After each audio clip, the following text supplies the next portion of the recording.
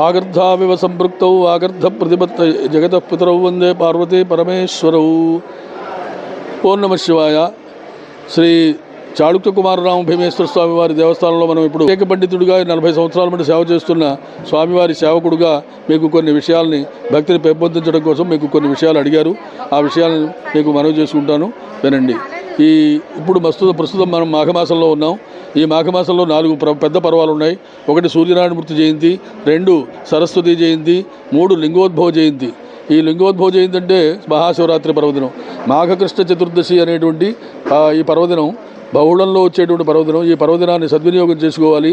ఈ సద్వినియోగం చేసుకోవడానికి మూలం ఏంటంటే లింగోద్భవం ఈ రోజునే లింగాకారంగా ఉద్భవించింది అరుణాచలంలో, పంచభూతలింగాల్లో. అటువంటి లింగం ఎక్కడ ఉద్భవించిందో అక్కడి నుంచి ఈ చరిత్ర కలిగినటువంటి ఆలయాలన్నింటిలో కూడా ఈ లింగం ఉద్భవించాయి. ఇటువంటి ఉద్భవలింగాలకి ఆనాడు విశేష పూజలు చేయమని శాస్త్రంలో చెప్పబడింది.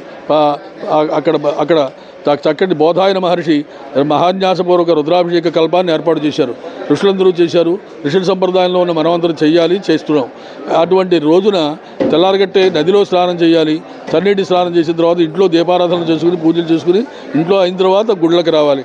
గుళ్ళల్లో చేసుకునే పనులు ఏమిటంటే రుద్రాభిషేకాలు, పూజలు, ప్రదక్షిణాలు, జాగరణలు, అనేక విధమైన సేవలు. భక్తులు లక్షల మంది వస్తారు. ఈ సేవలు చేసినా ఆ ఫలితం వస్తుంది.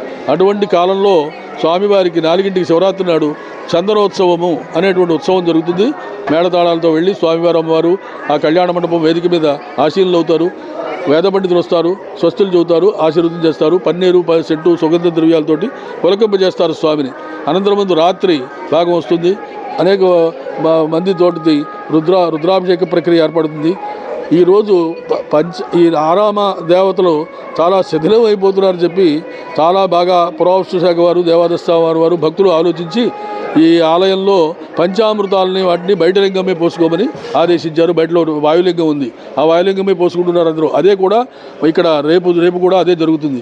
12 నదులు అది విరమించారు అనేటువంటి దృష్టి కాకుండా ఇది విశిష్టమైనటువంటి లింగం కాబట్టి మా ఈవో గారు పెద్దలు అందరూ కూడా ఆ అర్చకుల యొక్క సలహాతోటి 12 నదుల నుంచి, పుష్కర నదుల నుంచి గోదావరి, మలాపహారి, తుంగభద్ర, కావేరి, గంగా, అలా ఈ కావేరి నదుల నుంచి శుద్ధ పురుషులైనటువంటి మహాపురుషులు చేయి వేయించి అవి ఆలయానికి వచ్చాయి. నదులు ఉదకాలు అక్కడ నది మండపంలో ఇక్కడ ఆలయ బ్రహ్మలందరూ కూడా, అర్చక స్వాములందరూ కూడా కూర్చుని పూజ చేసి 8:30 మహాన్యాసం అని చెప్పుకుని పైకి వెళ్ళి 12 గంటల దాకా లింగోద్భవం అవుతుంది.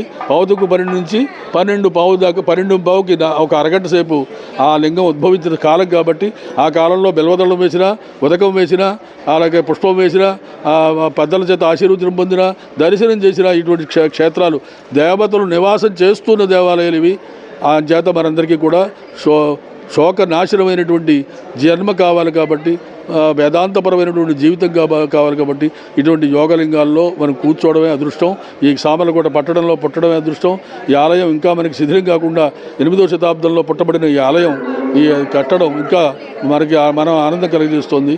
ఈ దూరదర్శనం భక్తి సేవకులందరికీ కూడా స్వామివారి ఆశీస్సులు ఎల్లవేళలా ఉండాలని మరొక్కసారి ఈ ఛానల్ ద్వారా మీకు తెలియజేస్తూ, ఈ శివరాత్రిని, మహాశివరాత్రిని అత్యంత వైభవంగా మనం అందరం జరిపించుకోవాలని కోరుతూ ఈ నిర్వహణలో మనం అందరం భాగస్థులై ఉండాలని, చతుస్సాగర పర్యంతం గోబ్రాహ్మణేభ్య శుభం భవతు అని ఆశీర్వదిస్తూ స్వామివారి సేవకుడుగా ఈ స్వామిని కొలుస్తోన్న సేవకుడిగా మిమ్మల్ని అందరూ ఆశిస్తాం. శివరాత్రి సందర్భంగా పంచరామాలు దర్శించుకుంటారు కదా, వాటి ప్రత్యేకత. ఈ పంచరామాల్లో కొన్ని దర్శనానికి అనుకూలంగా ఉండవు ఈ మహాశివరాత్రి నాడు. కానీ కార్తీక మాసంలో అయితే 5 చోట్ల కూడా ప్రత్యేకంగా టైములు ఇచ్చేశారు. ఈ మహాశివరాత్రి నాడు కొన్ని దర్శనాలు అవ్వచ్చు.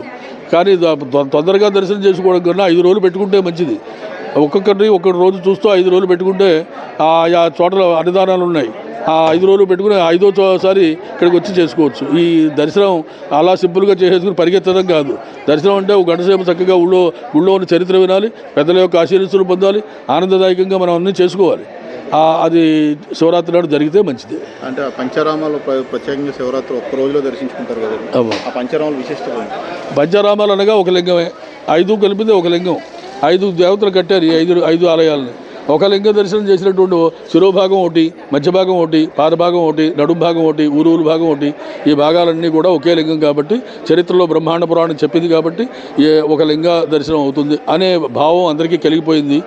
ఆ సౌకర్యాలు కలగజేస్తారు అర్చక స్వాములు, దేవస్థానం వారు అందరూ కూడా. ఈ దర్శనానికి వాళ్ళు ఓర్పుతోటి, సహనంతో, కొద్దిగా అలసట అయిపోయినా మేము భక్తుల కోసమే పుట్టాం మా జీవితాలు అని రాంబాబు గారు లాంటి వాళ్ళు కొంతమంది ఉన్నారు. ఇంకాను వాళ్ళని మనం చరిత్ర